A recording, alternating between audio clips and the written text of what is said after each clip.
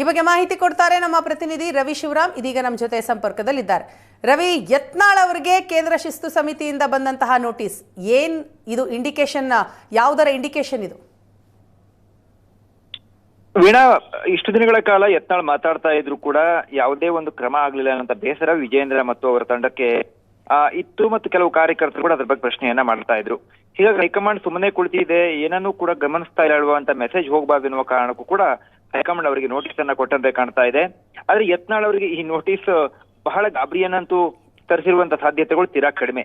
ಯಾಕಂದ್ರೆ ಯತ್ನಾಳ್ ಆರಂಭದಲ್ಲಿ ಹೇಳಿದ್ರು, ಪಾರ್ಟಿಯಿಂದ ಹೊರಗೆ ಹಾಕೋದಕ್ಕೂ ನಾನು ರೆಡಿ ಇದ್ದೇನೆ, ನಾನು ಉಚ್ಚಾಟನೆ ಮಾಡಿದ್ರು ಸರಿ, ನಾನು ಈ ವಿಚಾರವನ್ನ ಪ್ರಸ್ತಾಪ ಮಾಡ್ತೇನೆ ಇರ್ತೇನೆ ಹೇಳುವಂತ ಹೇಳಿಕೆಯನ್ನು ಕೊಟ್ಟಿರೋದ್ರಿಂದ ಯತ್ನಾಳ್ರಿಗೆ ಒಂದು ವೇಳೆ ಒಂದು ಕ್ರಮವನ್ನ ತೆಗೆದುಕೊಂಡ್ರೆ ಏನ್ ಮಾಡಬಹುದು, ಪಾರ್ಟಿಯಿಂದ ಹೊರಗೆ ಹಾಕಬಹುದಾ, ಅದಕ್ಕೂ ತಾನು ಸಿದ್ಧವಾಗಿರುವಾಗ ಅವ್ರಿಗೆ ಈ ನೋಟಿಸ್ ಅನ್ನ ಕೊಟ್ಟಿದ್ದಕ್ಕೆ ನಮಗಿರುವಂತ ಮಾಹಿತಿಯ ಪ್ರಕಾರ ಅವರು ಮತ್ತೆ ಸುಮ್ಮನಾಗುವಂತ ಸಾಧ್ಯತೆಗಳಿಲ್ಲ ಅನ್ನುವಂತ ವರ್ತಮಾನ ಬರ್ತಾ ಇದೆ.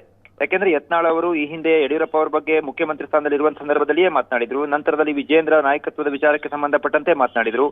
ಈಗ ದೆಹಲಿಯಲ್ಲೇ ಇರುವಂತ ವಿಜೇಂದ್ರ ಪ್ರಮುಖವಾಗಿ ಒಂದು ನೋಟಿಸ್ ಅನ್ನ ಯತ್ನಾಳ್ ದೆಹಲಿಯಲ್ಲಿ ಇರುವಾಗಲೇ, ಇಬ್ಬರು ದೆಹಲಿಯಲ್ಲಿ ಇರುವಾಗಲೇ ಬಂದಿರುವಂತದ್ದು ಕೂಡ ಒಂದು ರೀತಿ ಕಾಕತಾಳಿ ಅಂತ ಅನ್ಸೋದಿಲ್ಲ. ವಿಜೇಂದ್ರ ಅವರು ಕೂಡ ಒಂದು ಹಂತದಲ್ಲಿ ಹೈಕಮಾಂಡ್ ನಾಯಕರಿಗೆ ಮನವರಿಕೆಯನ್ನು ಮಾಡಿಕೊಡುವಂತ ಪ್ರಯತ್ನವನ್ನ ಮಾಡಿರಬಹುದು. ಹೀಗಾಗಿ ಈ ಯತ್ನಾಳ್ ಅವರ ಮೇಲೆ ಕ್ರಮ ಆಗತ್ತಾ, ಉಚ್ಚಾಟನೆ ಮಾಡ್ತಾರೆ ಎನ್ನುವಂಥದ್ದು ಪ್ರಶ್ನೆ.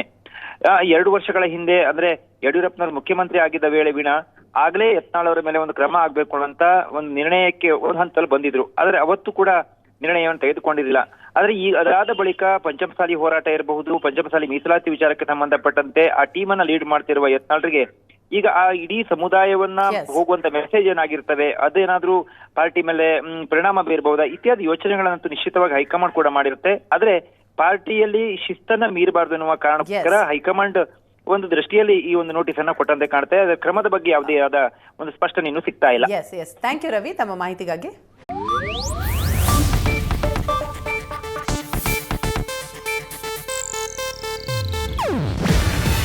ಇದು ಏಷ್ಯಾನೆಟ್ ನ್ಯೂಸ್ ನೆಟ್ವರ್ಕ್ ಪ್ರಸ್ತುತಿ.